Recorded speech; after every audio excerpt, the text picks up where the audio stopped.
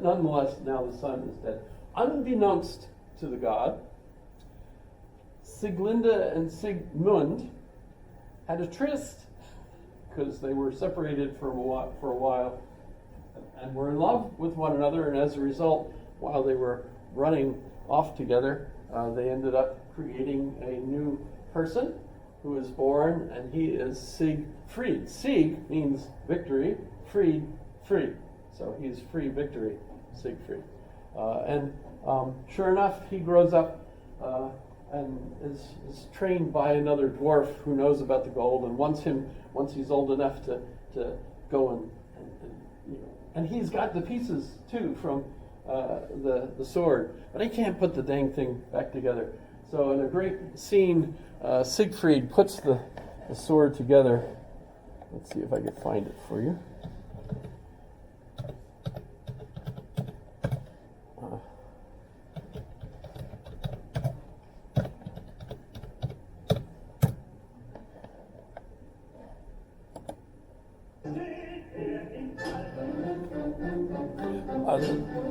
The Jewish-looking guy over on the corner there, Wagner is an anti-Semite. All the dwarves kind of had Jewish characteristics. There's Siegfried making the sword again. A lot of art critics hated this music because he's using the anvil and the hammer, and they argued over whether that's part of the music or just noise. To the Germans, these operas were kind of like Star Wars in their day. It was fantastic.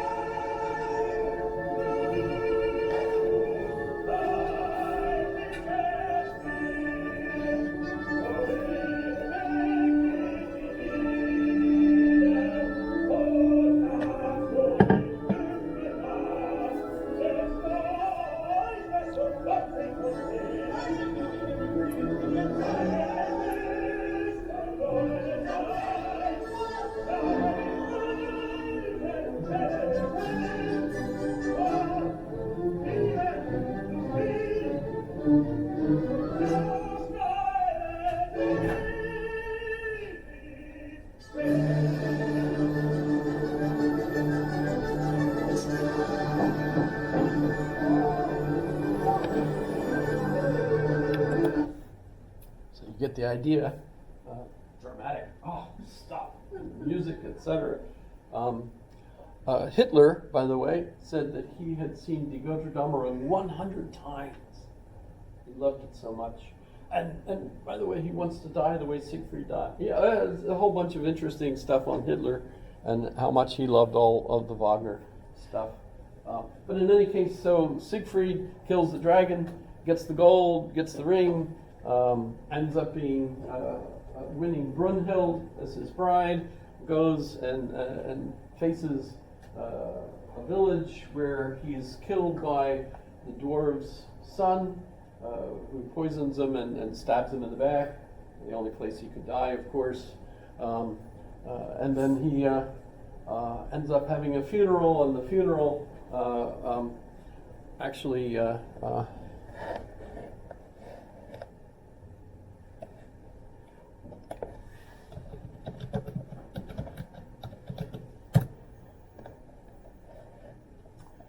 let's see. Wait. Oh, I'll just do this. Something's coming.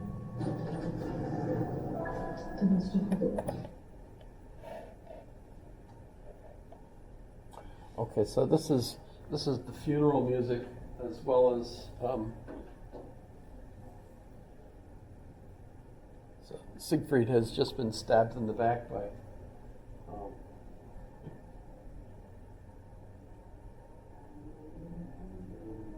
Hagen. Hagen was the name of the bass. Interesting in German opera, as in French and Italian, the hero lead is usually a tenor. Competitors are often baritones, but the evil guys, if there are some, usually basses. In Russian, the bass is the hero.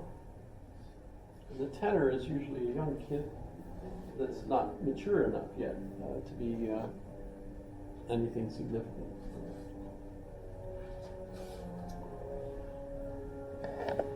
We'll get to the okay, that's after the fire.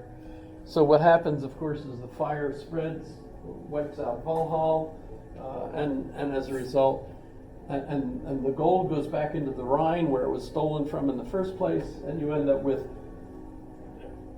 it's now the world of the men, the next age, kind of very similar in many respects, I think, to the Lord of the Rings, the Tolkien trilogy. So that's every year, by the way, they have festivals where they play all 4 of those operas within a week, and people spend the money to live there for the week and go to all those operas. Altogether, it's 16 hours of sitting in a seat listening to Wagner music. I had one friend that went, and because they have a festival in Seattle, and he reported, number one, that everybody in the audience was a fascist,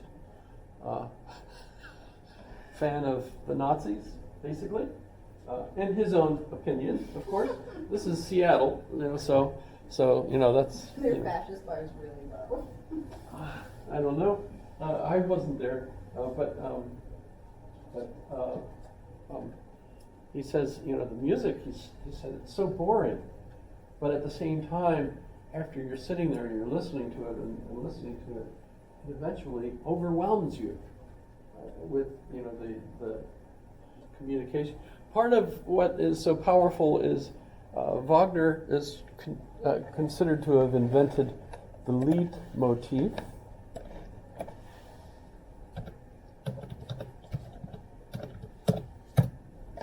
Correctly.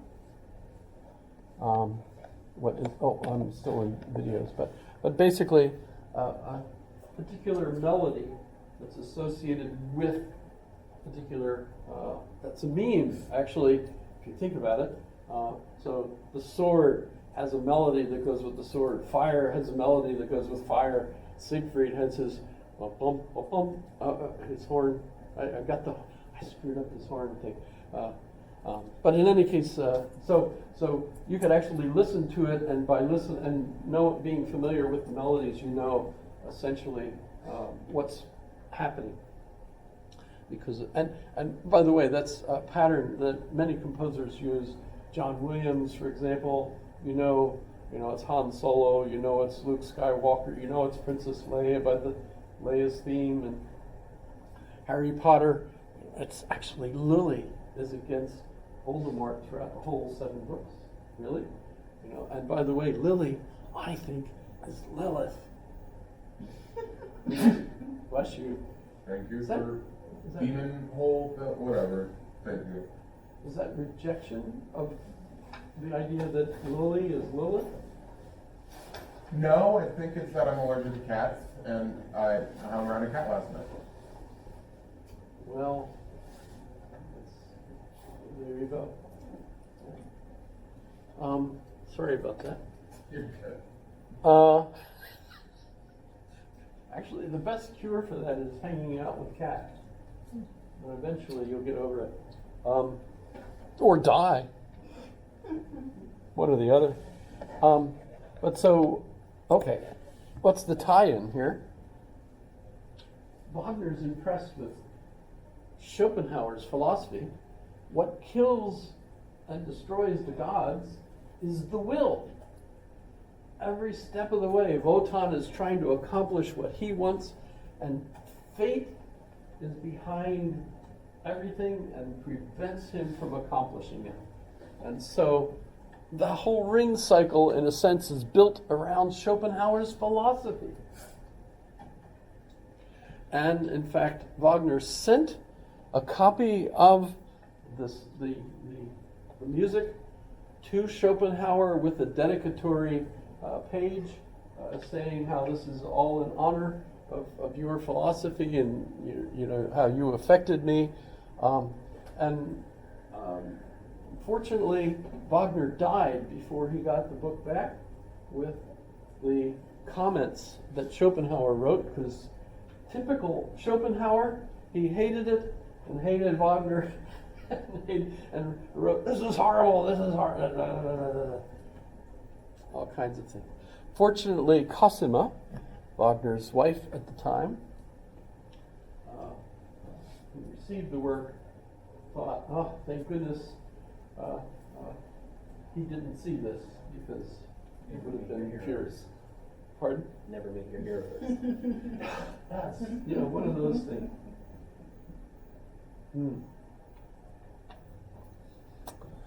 None of this is my fault, by the way. I'm just the messenger, trying to relay stuff for you. Well, Nietzsche is influenced by Schopenhauer and goes on to write his own book,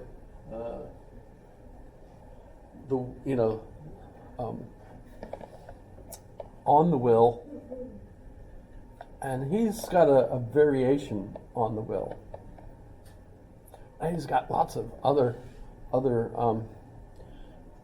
stuff that's just absolutely outrageous.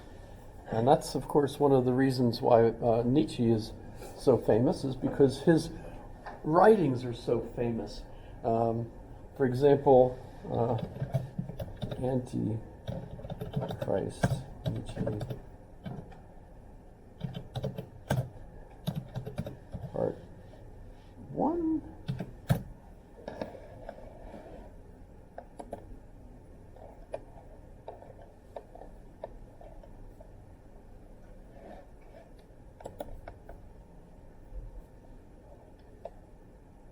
So, what is good? This is Nietzsche. What is good? Whatever augments the feeling of power. The title of his one book is The Will to Power. And, sorry, I keep giving you asides here. I really got to do triumph.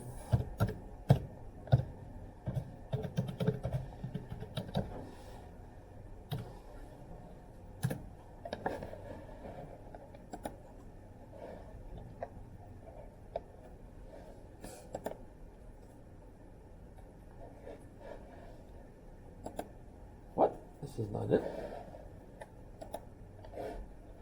Here we go.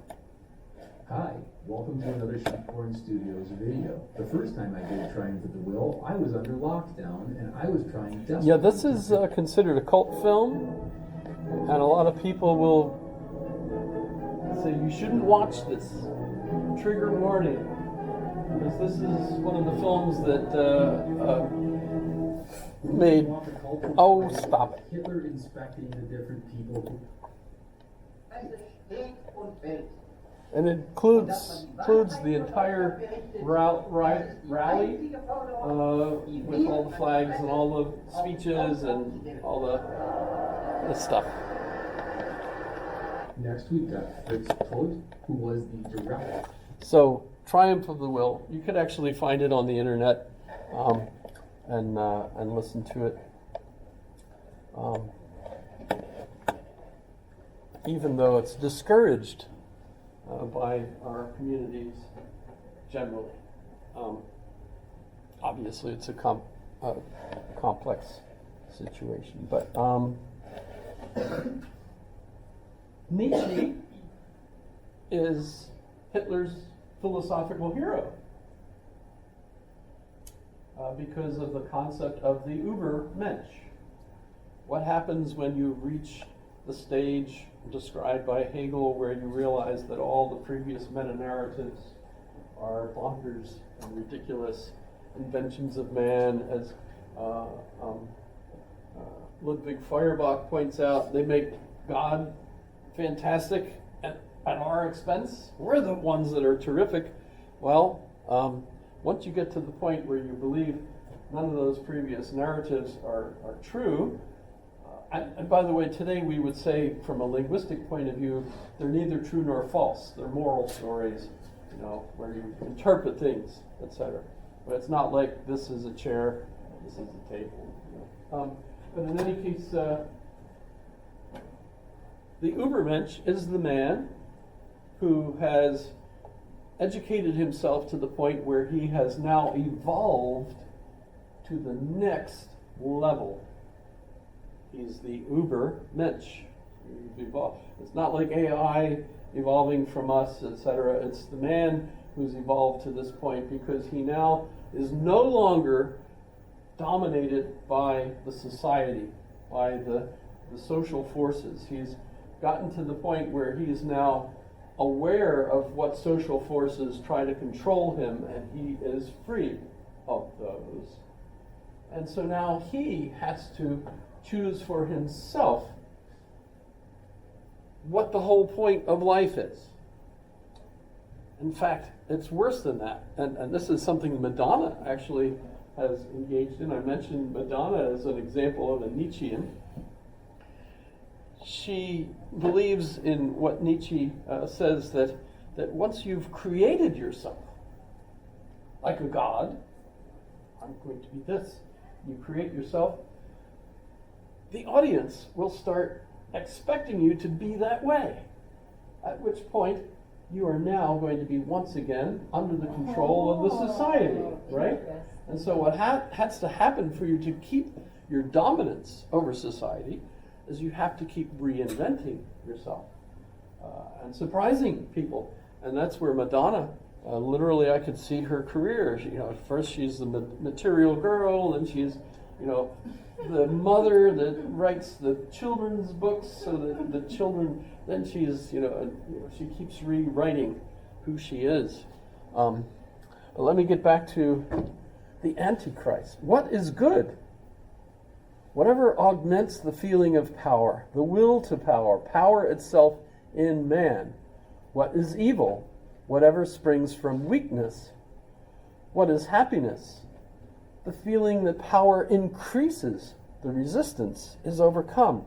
Not contentment, but more power. Not peace at any price, but war. Not virtue, but efficiency. Virtue in the Renaissance sense. Virtue free of moral acid. The weak and the botched shall perish. First principle of our charity. And one should help them to it. What is more harmful than any vice? Practical sympathy for the botched and the weak. Christianity. The problem that I set here is not what shall replace mankind in the order of living creatures. Man is an end. But what type of man must be bred, must be willed as being the most valuable, the most worthy of life, the most secure guarantee of the future? This more valuable type has appeared often enough in the past, but always as a happy accident, as an exception, never as deliberately willed. Very often it has been precisely the most feared. Hitherto it has been almost the terror of terrors, and out of that terror the contrary type has been willed, cultivated, and attained. The domestic animal, the herd animal, the sick brute man, the Christian. Mankind surely does not represent an evolution toward a better or stronger or higher level. Should I leave? You get the idea? You can find this. Notice it's on the internet. Please feel free. But yes, he's against Christianity. He loves the Greek religion. Like, do you remember the very beginning of the course when I pointed out Achilles? What made him their hero? He could kill anybody. He could do anything he wanted. power was what he wanted. Even at the point where he gave up his own life, knowing that it would be the end if he did this, because of kind of fate, right? But so for Nietzsche, the powerful, you could almost feel Hitler reading this stuff and writing Mein Kampf, my fight, which he wrote. He actually wrote it, by the way, not like The Art of the Deal, which was co-written, by someone else.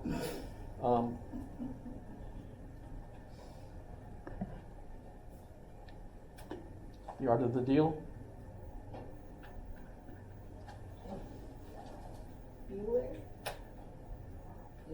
Bueller? Nice movie. But I'm thinking of That's what I hear when people don't respond. Bueller. Oh, President Trump wrote The Art of the Deal. Of course, everyone says it was really what's the author called that writes it for you? Ghostwriter or whatever. In any case, so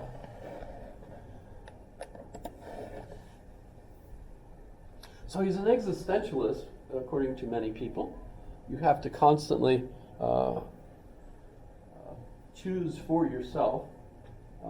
What leads you to it, though, is this education that, by the way, a good philosophy course is supposed to leave you with. Because once you get to Hegel and you realize, aha, all these previous meta-narratives are just man-made and fighting with one another, just like institutions and so on. Now you have to choose for yourself. You've triumphed yourself because now you are on top of all of this. You can learn what society's influences on you are, how they're trying to maneuver you into being a good boy or a good girl, do the right thing and so on. And now you're free of that and you have to choose for yourself. So you've become an Übermensch. Is there a feminized version of an Übermensch? Well, You don't have to waste time on that. we can just do this.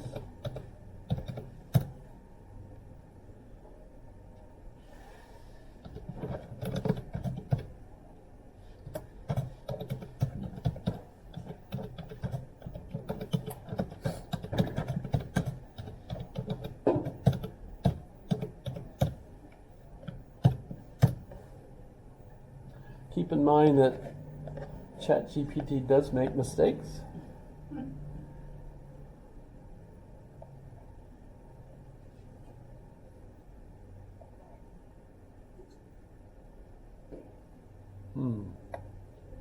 Okay, so it's the same word, but it's a different idea because it's feminized or masculinized.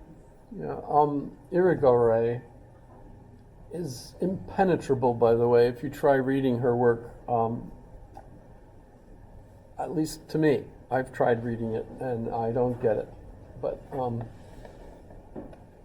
I've never read any of her work. Are those people alive still? Not sure. Not sure. Irigaray was a while back, at least 50 years. So maybe not. I don't know who Julia is. But it's interesting that they don't have a different version of the word. So, strictly speaking, Übermensch might be used with regard to, would you say that Madonna is an Übermensch? Maybe that's why she calls herself a Nietzschean instead. I don't know. Good question, though.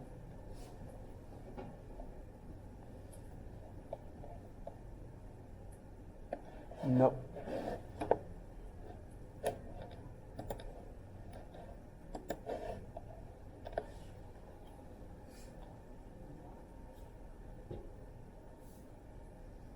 What things have you thought of that you'd like to ask about Nietzsche?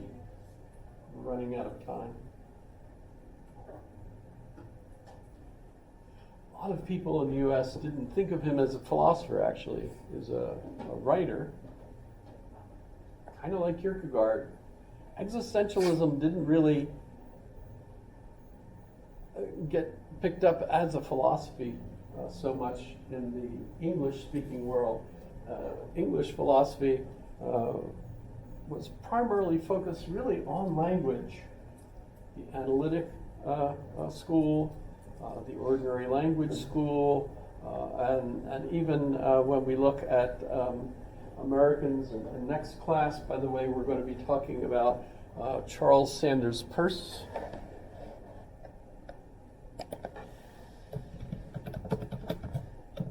It's interesting that Nietzsche and Kierkegaard both go crazy. I always spell Peirce wrong. Why did Nietzsche go crazy? It's clearly a deterioration of the brain. He always had headaches. But that Kierkegaard also went crazy, I find that interesting. Well, yeah, I tie that in. I don't think existentialism as a philosophy is a very viable way of building a great life. There are Christian existentialists. Marcuse, for example.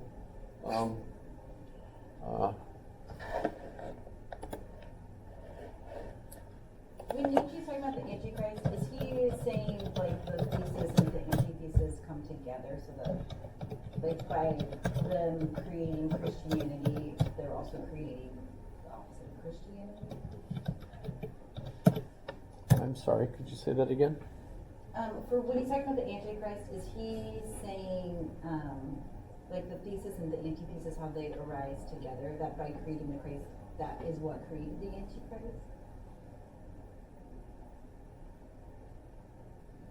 No, not that I no. Not in the Hegelian sense that the one forces the other. I would certainly look at that. You know, when I look at elections, recent elections, you know, the last 20, 30, 40 years, I definitely see a pendulum kind of dialectical process in the U.S. Other people do too. I mean, that's, you know, we keep seeking change. Well, whatever we've got, let's try the other. Oh, I don't like that. Let's try the other. You know, we keep going back and forth. Yeah, in a lot of ways, Nietzsche is more of a rant, ranting against things, as opposed to writing what you would call serious analytic philosophy. Tillich, okay, I wouldn't have thought of him. But Tillich, Karl Jaspers is definitely an existentialist and Christian. So there are individuals that